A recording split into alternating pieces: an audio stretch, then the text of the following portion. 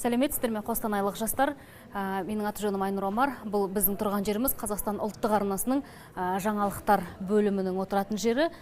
Бұл жерде Еркінмен бізде талай жиналыс өтті.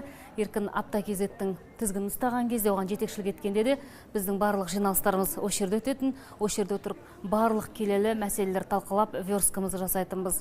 Еркіннің бізге осы жылдар арасында үйреткені, әлі алда үйретері көп деп ойлаймыз. Әрбір тақырыпқа үлкен философиялық оймен келетін кісі ол. Сюжеттегі әр сөзге, әр мәтінге шұқшият. Өзі жүргізуші болған кезде әрбір фактыны 1000 рет қайталайды. Яғни журналистке ең керекті дүниені үйретіп үлгерді деп ойлаймыз. Осы жерде отырған барлығымыз сөз саптауымыз болсын, қандай тақырыпқа қалай келу керек, ол біздің қазаққа керек пе деген тақырып тұрғысынан келгенде Еркіннің талғамы өте зор болатын. Коллективте ешкіммен шайдесіп ұрысқан жоқ, мінезі сабырлы, салмақты кісі. Ол жақта да Қостанайдың жастарына, жалпы қазіргі телевидениеда істеп жүрген жастардың жолы болды деп айтуға болады. Өйткені Еркін сияқты үлкен ұстаз барды сіздерге. Сол сәтін пайдаланып, көбірек үйреніңіздер. Айдос Әшімұлы, жаңалықтар бөлімінің шеф-редакторымын. Жалпы Еркін Мұхамеджанов әріптесіміз тек қана мықты журналист емес, білікті маман ғана емес, сонымен қатар ол мықты азамат, азаматтығы да бір төбе. Өйткені Ерекеңмен тек қана жұмыс барысында ғана емес, жұмыстан тыс уақытта да жақсы араласамыз. Ол сондай жақсы дос, аға болатын кезде аға да бола алады. Жақын дос болатын кезде жақын дос та болып қасынан табыла алады. Сондай азаматтығы бір төбе деп айталам.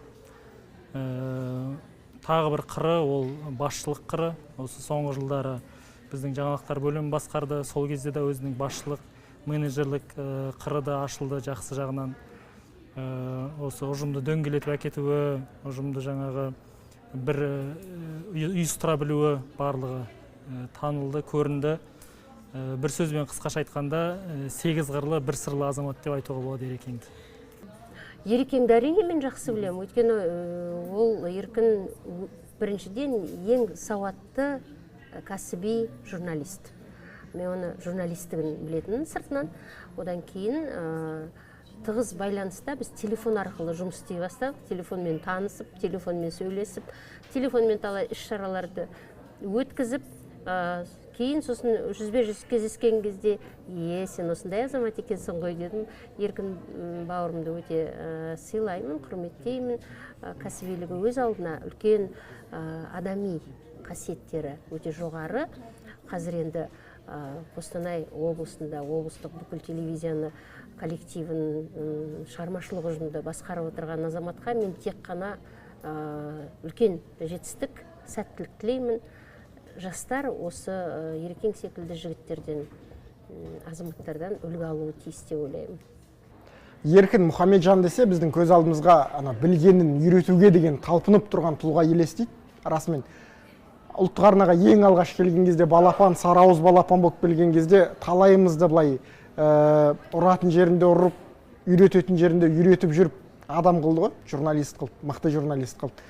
Еркін десе маған мына бір тәмсіл сөз елестейді. Бір ғалымды қамап қойыпты, ол ғалым сондай бір алапат ішінде потенциал, білім бар екен, соны сыртқа шығару үшін қабырғаға жазып тастаған ғой, бүкіл теорияның бәрін.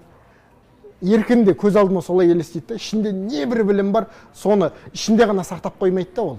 Соны жастарға үйретеді.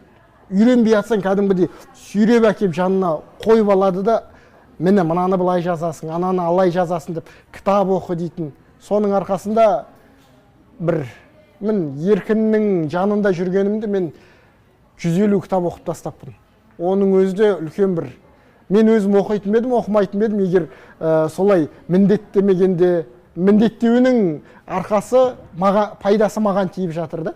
Сондықтан Еркін ағамыздың жастарға берері мол, кәдімгідей көз алдыңызға елестетіңіз, сықсаң су шыға беретін сусамыр дейтін ағаштар болады біз жақта. Сол секілді сыға түсу керек, шөліңді баса түсу керек сондай тұлғалардан. Берері мол, кәдімгідей және кең тұлға. Еркін деп өзінің аты да айтып тұр ғой, еркін. Өзін жастармен ұстағанда да аға дейтін образды ұстап алмайды. Өзімен қатарлас, өзімен бауыр, жанашырдың образын ұстайды. Өзіңді еркін сезінесің расымен. Мен Ержан Қалымбайұлы, апта бағдарламасының тілшісі. Жалпы Ерекең туралы көп дүние айтуға болады. Ерекеңді көбінесе біз жаңағы тілінің шұрайлығы, кез келген оқиғаны қазақи болмысқа салып беретін, қазақтың өзіне тән дүние танымына сай берілетін журналист ретінде көреміз. Шын мәнінде Ерекең Еркін Таңатқанұлы тек осы Қазақстанның шеңберінде шектеліп қалған журналист емес, халықаралық деңгейдегі үлкен оқиғаларды кәдімгідей желектеп, сараптап берілетін, бүгінгі трендтарды, үлкен геостратегиялық өзгерістерді жетіп білетін, сараптай алатын бірден бір үлкен сарапшы, аналитик деп айтуға болады. Мен өзім Еркін Мұхамеджановтың қазіргі қазақ тележурналистикасындағы корифейлердің бірі деп айтамын. Өйткені үлкен өзінің білімі, үлкен багажы бар. Сонымен қатар қазір тек көпірмен құрғақ сөз айтатын заман емес, үлкен ой айтатын, идея айтатын заман. Оны осы Еркін Таңатқанұлының материалдарынан жасап жүрген дүниелерінен көруге болады. Сонымен қатар енді Ерекеңнің осы Қостанай өңіріне үлкен мынау облыстық телеарнаға басшы болып баруын өзім шын көңілмен қуанып құптадым. Өйткені ол жерде үлкен бір біздің Қазақстанның стратегиялық бір нүктесі. Ол жерде де үлкен ұлттық идеология жасап, біздің мынау ақпараттық қорғанымыздың күшеюіне өзіндік үлесін қосады деп сенемін. Менің есімім Нұргүл Ахметова. Мамандығым журналист, Қазақстан ұлттық телеарнасында жұмыс істеймін. Жалпы Еркінді студент кезінен білем деп айта аламын. Астанадағы Гумилев атындағы Еуразия университетінде бірге оқыдық. Журналистикадағы еңбек жолымыз бірге басталды десе де болады. Жалпы Еркін Таңатқанұлы тек ұлттық арнаға еңбек сіңген журналист қана емес, жалпы қазіргі қазақ журналистикасында өзіндік қолтаңбасын қалдырып үлгерген кесек тұлғалы журналист деп айта аламын. Олай деп айтуға негіз бар. Осы уақытқа дейін Еркін ұлттық арнада жүргенде талай бағдарламаларды жүргізді, талай шәкірт тәрбиеледі. Оның сыртында елбасының арнайы пулында тілші ретінде 10 жылға тақау еңбек етті. Осы әлемнің барлық мемлекеттерін тегіс президенттің жанында жүріп аралады, көрді, үлкен тәжірибе жинақтады. Мемлекет басшысы Нұрсұлтан Назарбаевтан 2 мәрте ол тікелей сұхбат алды. Бұл жалпы Қазақстан ұлттық телеарнасы үшін мұндай журналист тәрбиелеу үлкен марапат, үлкен бедел деп айтуға болады. Одан өзге Еркін Нұрсұңқарды жеңіп алған болатын. Ол өзінің жаңағы шығармашылығының арқасында, үлкен еңбегінің арқасында қол жеткізген ірі табыстарының бірі деп айта аламын. Жалпы оның шығармашылығынан басқа журналистикадан өзге жалпы азамат ретінде өте қарапайым. Сол қарапайымдылығымен ерекшеленеді. Мен Азамат Нұғман, Қазақстан телеарнасының жаңалықтар бөлімінің қатарда тілшісімін. Осында келгеніме, осында жүргеніме 1-2 жылдан артық уақыт болды. Оған тікелей ықпал еткен ол Еркін ағам.